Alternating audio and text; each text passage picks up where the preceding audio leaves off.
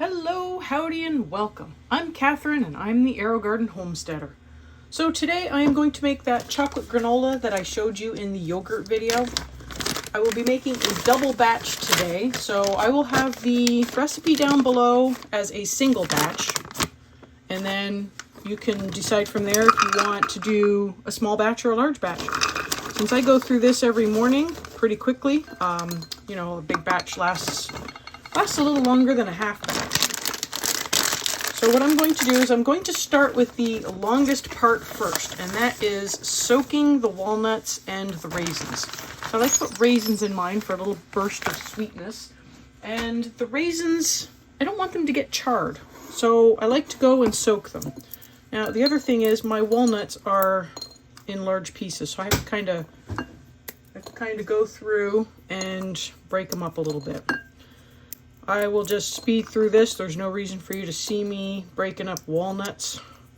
But if you have smaller walnut pieces, you don't have to break them up. Just go ahead and put them in straight for soaking.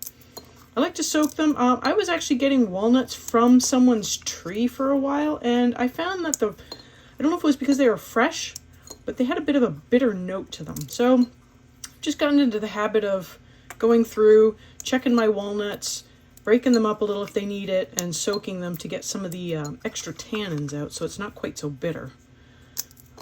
If you have pecans that you want to use instead, or pecans, or whatever you call them, go ahead and use those. Use whatever nut suits your fancy. This is your granola. It's your kitchen. You do what suits your tastes. So this is a recipe I've sort of cobbled together over time, and it suits my tastes. It also suits the ingredients that I generally have on hand. I almost always have some walnuts. Sometimes I can find other nuts on sale, so I'll grab those as well and use those. I'm sure you could use peanuts for this because I am, after all, putting peanut butter in. So I don't see why you couldn't use peanuts if that suits your fancy. So this is 1 cup of walnuts. This is actually a 1 cup measure. I will pretty much be using this for everything.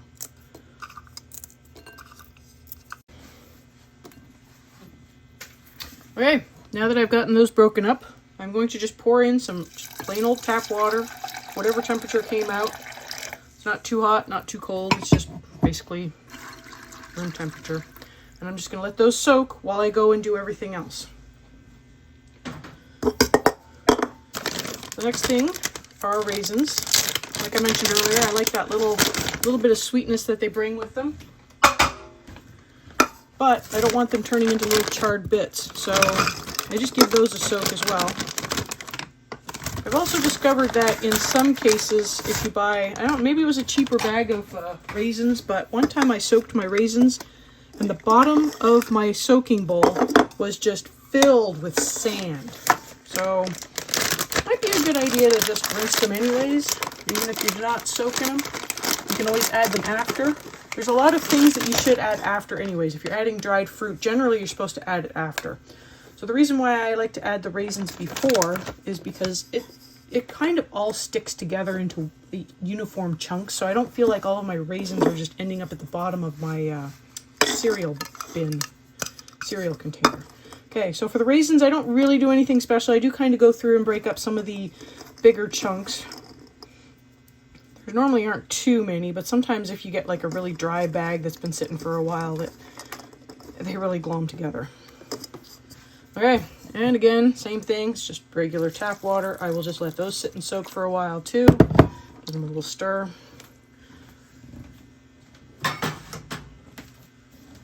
So that was 1 cup of each. Now we're going to go on to the main event. The cup got a little wet.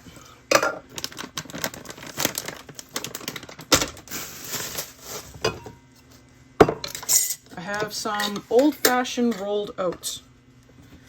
I'm going to put in 3 cups of that. 3 generous cups. 3 cups where I missed the cup.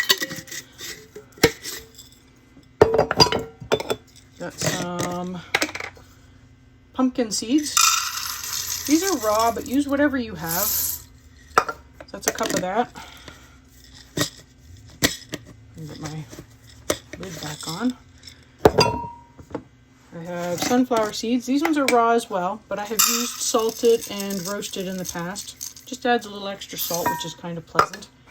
And you know what? This is a great use for if you have old mason jars that are chipped. So mine, they're chipped here on the threads. So I wasn't sure I could use it for canning.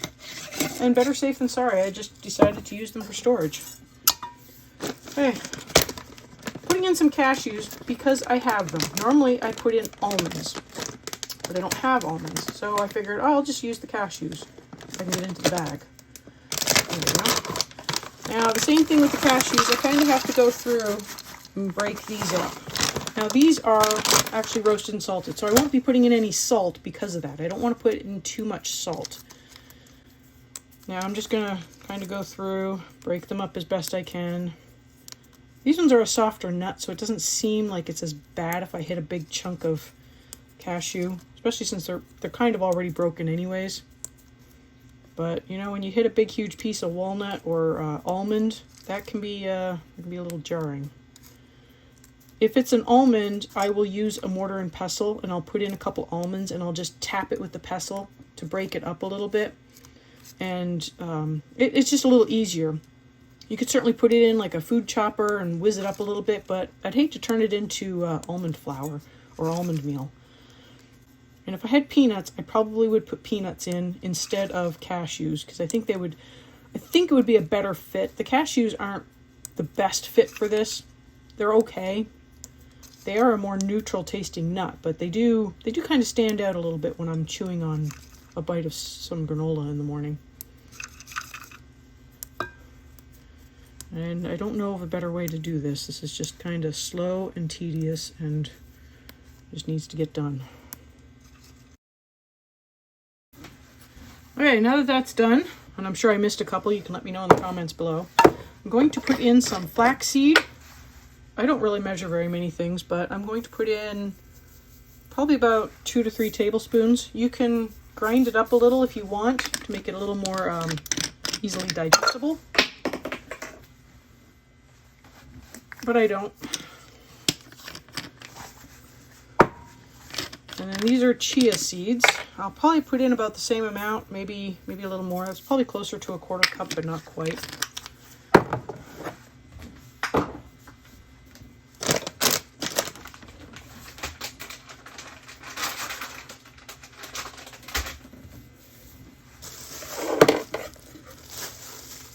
And here I have coconut.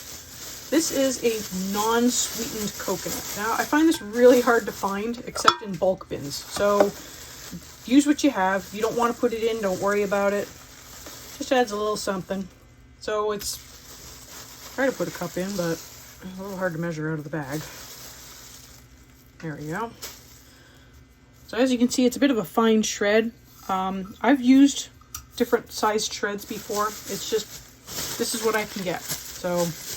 get what you can get, put in what you can, put in what you want. It's your granola. Okay, clean up a little.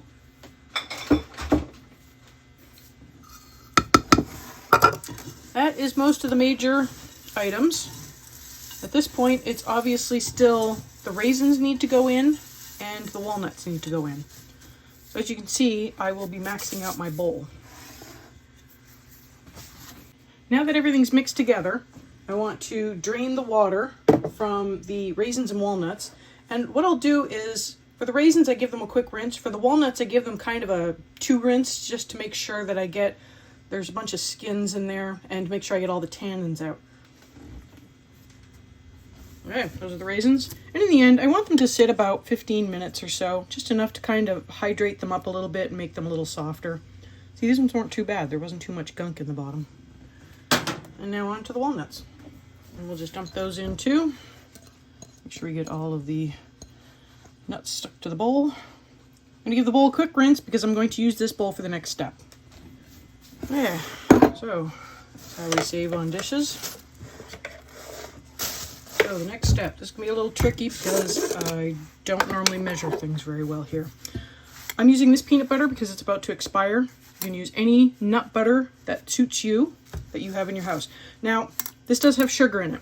So I do take that into account when I'm putting the sugar in. Same thing with the salt. I had salted nuts, so I take that into account and either add less salt or don't put any salt in at all. Those cashews are actually pretty salty. So I'm putting in about, it's probably about 3/4 of a cup of peanut butter, maybe a little bit more. Kind of depends, but I like to have lots of peanut butter to help bind it together. This is actually, you know, peanut butter does have oils in it, but this is kind of in place of the oil.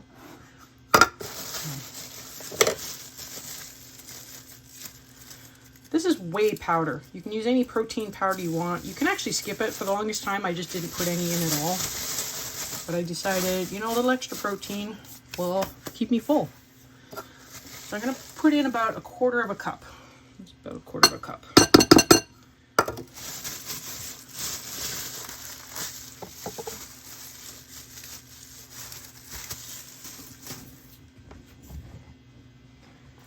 And like I said, because I have sugar in my peanut butter, I'm only going to put in a smaller amount of sugar. So this is a 1/4 cup scoop. Probably going to put in about 1/3 of a cup of actual granulated white sugar. You can use brown sugar too. That's actually why I have the molasses out. I don't keep brown sugar in my house. I keep molasses. And I'm going to add a little bit of stevia just to give it a little bit more of a sweet kick without spiking my blood sugar. So that's a 1/4 teaspoon of stevia, which replaces about 1/2 cup of sugar. So you can play with the sweetness, and you know, if this sounds like it's a lot of sugar, scale it back. If it doesn't sound like it's enough sugar, do take into account that I did put sweetened peanut butter in.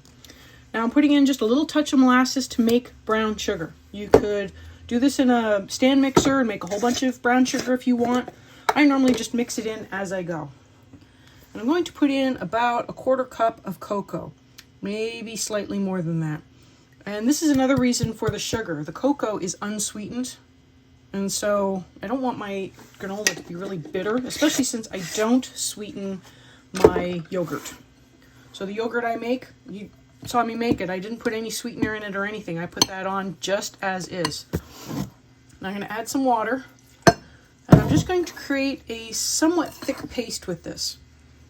It does take a little mixing at first, but once I can get it all kind of incorporated and hopefully not splashed all over me or the counter, I'll add a little more water as needed, just because I want it to be thin enough to coat all of the granola. Well, I guess it's not granola yet, but all of the stuff in the bowl here.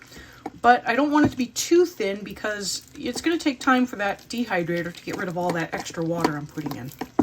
So I'll try to show you the consistency. It's probably kind of like pancake batter, maybe a little thicker.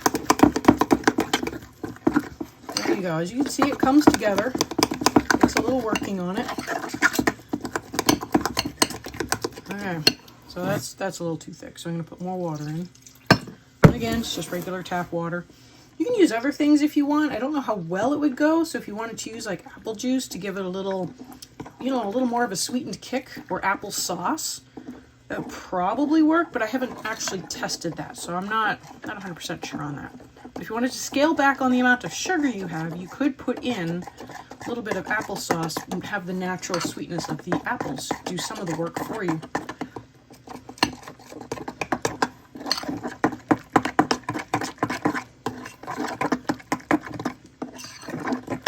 So I don't know if you can see the consistency of that. So it does kind of hold a line through it as I'm drawing it, but it's not super runny. It's kind of a little gloppy. And again, too much water and I'm going to have to dehydrate it out. So the less I can use, the better. Okay, now back to the bowl of ingredients. And this is where we start making a big mess. Okay, so this will overwhelm the capacity of my bowl. I really need bigger bowls. I'm just gonna get this in.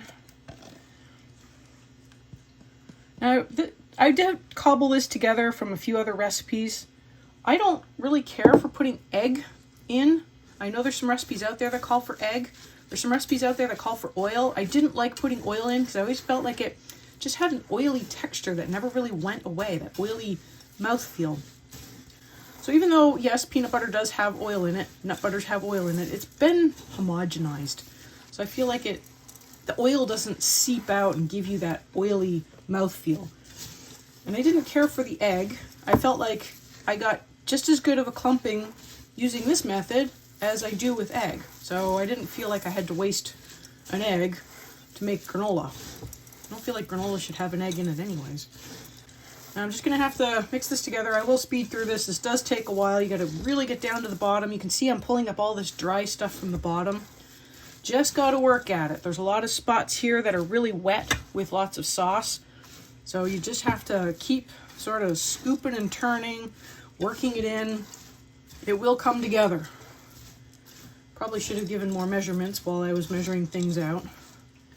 There you go. Now it's starting to come together. Now, I personally do this in a dehydrator because I have a dehydrator and I like to be able to set and forget in a way. So I can set the time, I can set the temperature, I can walk away from it and it'll tell me when it's done. And for the most part, it's done when it says it is, as long as I spread it out thin enough. I have in the past done it in the oven and I will have instructions for that too. You have to watch it a bit more because you want to make sure it doesn't burn. You have to turn it a bit more. It is a little more work, but yes, it can be done. Use the tools you have. I don't expect you to go out and buy a dehydrator just because I'm using one to make this. I have done this in the oven. I've done it for years in the oven until I borrowed someone's dehydrator and went, oh my gosh, this is so much easier. So if you're thinking of getting a dehydrator, maybe this will be the thing that nudges you in that direction. Okay, as you can see, it is well mixed. And I made sure to get all the way down to the bottom. This is a bit of a messy endeavor. You will get stuff on your hands. So I'm going to make a little space here, clean up a tiny bit, bring my trays over. Okay, so I have just a sheet down. I don't know what kind of sheet it is. I don't think it's Teflon. It's just some random generic no-name sheet that I got off of eBay. And I'm just, that just keeps the little bits from falling through. I'm going to try to put about 1/3 of the mixture on here, give or take. One tray always ends up with more than the others. And then I'm just going to kind of push it out gently to the corners. The more you leave it clumped up, the longer it will take to dehydrate. But the thinner you spread it, the less chunks you might end up with. So it's just a balancing act between how big you like your chunks and how soon you want your granola.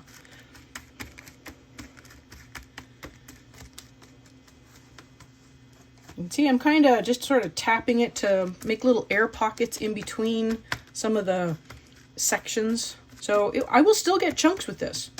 There have been plenty of times when I've had to sort of squeeze a chunk, you know, to break it up a little bit so that I can have it in my breakfast without having to, you know, gnaw on a big chunk of granola. I think this can handle just a smidgy bit more. There we go. That looks a little bit better.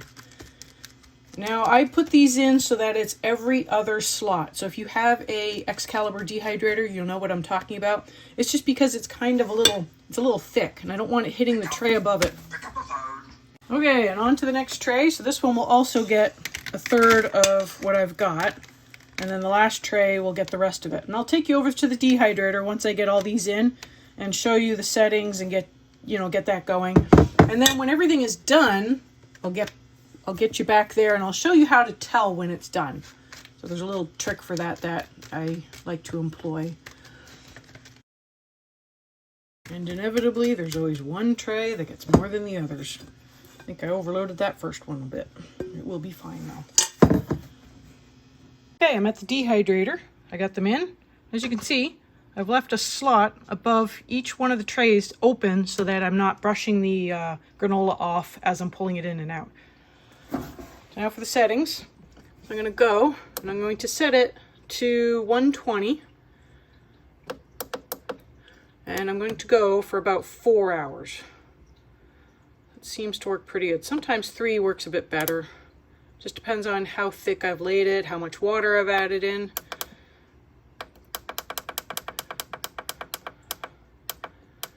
There we go.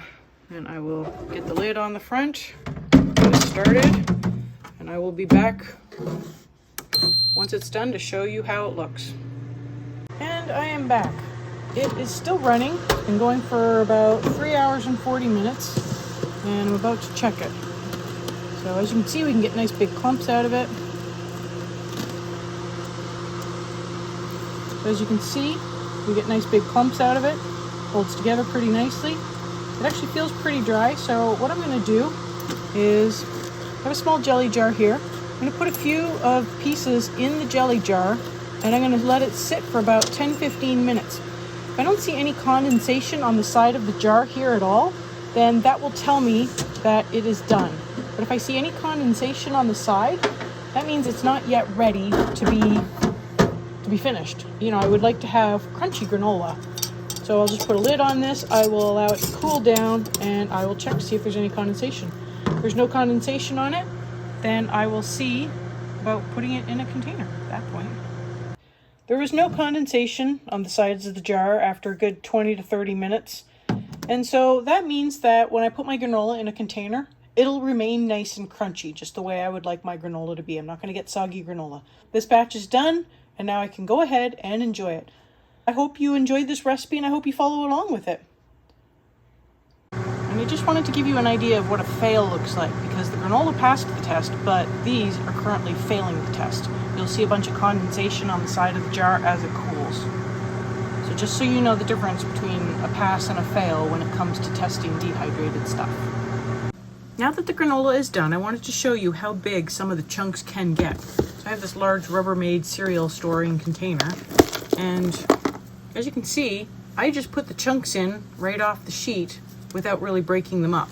They do break up pretty easily, so you know, I'll just get my bowl in the morning and I'll just break up the chunks into what I feel are bite-sized pieces. So there are quite a few pieces in here that stay really big. And I don't know if you can really see this, but this is a raisin and it's still a little bit pliable. It's not hard, it's not charcoal, but it's in a good spot right now. So soaking the raisins gets you that. And now it's time for the plant update. This is the cumin that I started just recently, and it's doing quite well. I actually had several come up in each pod, so that's always nice to have. They're doing quite well. The other cumin plant is doing really well, although I've got a couple of them that are just kind of floppy. I don't know how best to describe it, but lots more flowers have been opening up. I guess the ones that I showed you the other day where I wasn't sure if they were completely open, I think that's about as open as they get. They are tiny little flowers. I don't know if I have to go through and like pollinate them, but I've kind of go through and just tap them a little bit, and that seems, well, hopefully that helps. But yeah, that's doing really well. It's a cute little flower. These are the green beans. Now, if you remember, I had these on the shelf, but I had to swap things around a little bit, so these are now on the table, mostly because I thought these were going to get super big, and then I think I remembered that I planted bush beans, so they may not get quite so big, but I needed to move some of the really big things out from under that shelf because the shelf wasn't high enough. Got the red cabbage going on in the back. These inner leaves do seem like they are starting to form a bit of a curl, so we might be starting to form a head. That'll be pretty cool. Got the kale here. I've been harvesting a little bit more. This one I didn't harvest anything from, but this one I did. I've got the green onions, and as you've noticed, the celery is missing. Yes, I had to move the celery. The celery is not as tall as the green onions right now, and the leek here. I thought that they might have been struggling for light a little bit, so I had another bounty. I moved them into that, and I was able to ease the overcrowding in the other celery bounty, which was really nice. Finally, for the big one that had to move, these are the peas. I had the hood up as high as I could under that shelf, and it just wasn't high enough. So I have maxed out, and as you can see, the beans are, or the peas, they have, they're completely over the top of the hood now. So, but again, you know, I might have been able to fill this up completely. I'm not quite so sure on the bush beans, but I think with the peas, since they're kind of long and tall, thin, yeah, I might have been able to crowd in 9. This is the newest batch of the peppers. This mini jalapeno finally did come up, and I had another one. I started a few more seeds, and this one appears to be coming up as well, so I might have 2 mini jalapenos. And the goal for this one was to actually have hot peppers in it, So I would have a few hot peppers while making salsas.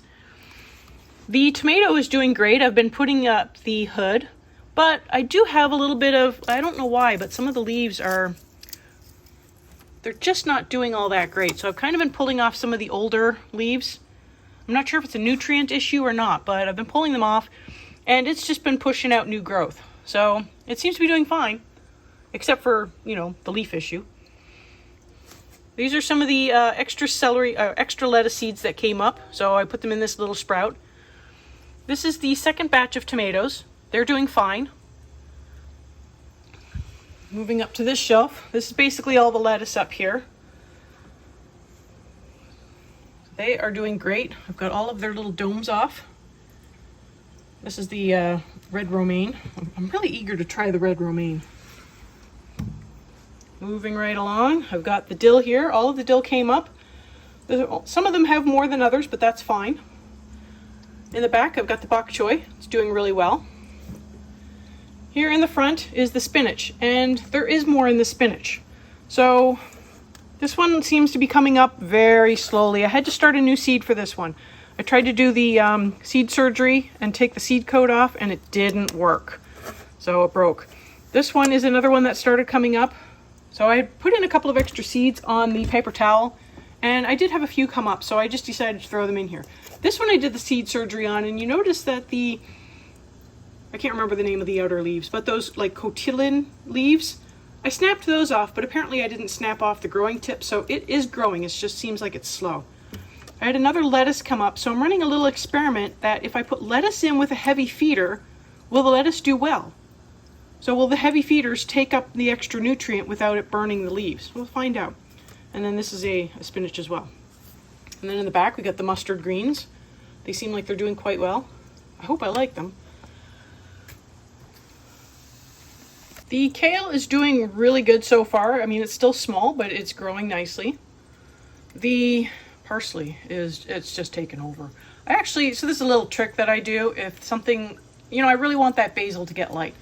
So I kind of just take the seed, the greenery, and I move it off to the side and I lower the dome. So some of it will get the light. I mean, it gets enough light. I really just need to cut it back, but I'm not ready for that yet. So the basil is doing great. Hopefully it will get a little bigger. This is not doing well. I am going to actually take this down after this video so that I can clean it up and start over again. I've got plenty of lettuce going. This one I can rotate in some lettuce later, but it's just not doing well. So I'm going to run some experiments with the other lettuce, maybe fewer feedings. I've got that other formula, the other fertilizer I mixed up, so I'm going to use that. And I will have a video out showing how I've mixed up that fertilizer. I mixed up a concentrated stock. So, but it's just, I think this one is actually bolting. This one, yeah, it might be bolting as well. Kind of getting tall. And I found out for the cilantro, I think this is actually a potassium deficiency. So that's probably what's going on there. It might be that after a certain point, instead of doing a half feed, I need to increase the feeding to more than half. These are the first set of pepper plants that we planted together quite a while ago, actually. The one in the middle back here, it finally split. I didn't have to end up pinching the growing top off. It kind of just split naturally on its own. Interestingly, it split into 3. And I can just barely see, I don't know if you can see those, and it's kind of really hard for me to, let me see if I can zoom in. Oh boy. All right, I don't know if you can see those. There's little tiny flowers already starting to form. There's one right there. So maybe we'll get flowers soon, and then we might get pepper soon. This is the broccoli. This I moved off the table so I don't know if the broccoli would be quite as tall as the peas. I mean, I kind of doubt they will. So I'm hoping that this will do better here. And then this is the celery. This is the one that had 9 in it. So as you can see, I took a few out, so that will hopefully give them a little bit more space. They seem like they're doing quite well. They're really starting to look like mini celeries down there. That's pretty cool. I might be able to actually start taking some of these outer leaves and using them in, soup stocks or, a little bit of cooking here and there. Moving right along. This one is fun. The cucumber started flowering. I am so impressed with this. It has grown quite tall. I've had the hood almost all the way up. So I've got one more set of trellis to put on. Actually, I got all 3 trellises on now that I look at it. These are the male flowers. So at some point I'm going to have to keep a close eye on it. I do have a female flower forming back there. So as soon as that one opens, I'm going to have to keep an eye on it. This is one I'm probably going to have to self-pollinate or help pollinate. I should look into getting one of the ones that's self-fertile so I don't have to do that. This is the other celery. So these are the ones, it was these ones here came from the onion, and then these ones came from the celery bounty. And these are the leeks. They're doing great. Although I think that one leek that's in with the onions is doing slightly better. I'm not quite sure why, but they're looking good. If you found this video helpful, it would really help me if you'd like and share so other people can also find it. If you've enjoyed coming along with me as I set up this winter garden in Aerogardens, it would really be nice if you'd subscribe so you can continue along in the journey with me. I will see you next time on the Aerogarden Homestead.